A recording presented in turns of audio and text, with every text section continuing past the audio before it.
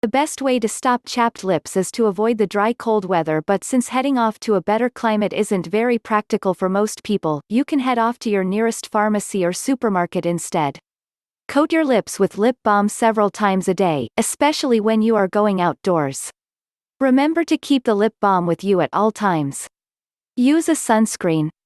The sun can damage your lips, especially the bottom one, the same way as it damages the rest of your skin. So use a lip balm that contains a sunscreen. Studies have shown that creamy lipsticks in addition to a sunscreen will help soothe lips that are already chapped. The lipstick filters out the light, including harmful rays, so pucker up and put on that lipstick, you'll look great too. The problem with sore lips is that they can easily become infected.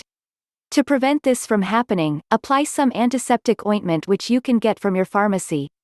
If your lips are severely chapped, then use the antiseptic ointment at least twice a day. The morning and night time is the most important. Use vitamin B. Sometimes nutritional deficiencies can be to blame, especially the lack of the vitamin B complex and iron, so take a multivitamin supplement to be on the side of caution. When taking supplements though, never take more than the recommended dose. Drink plenty of fluids. Don't let your lips and body as a whole become dehydrated. Drink additional fluids, especially during the winter. So our dryness problem may actually increase during the winter time. Try to drink a glass of water every few hours. Don't lick your lips. When you lick your lips, you apply moisture which then evaporates and leaves your lips feeling even drier than before. Licking chapped lips can in some cases cause dermatitis around the mouth, so beware. Some people drool in their sleep, which can dry out your lips and make your chapped lips much worse. If this is a problem, apply zinc oxide ointment every night before bed. This acts as a barrier to protect your lips and will stop this happening.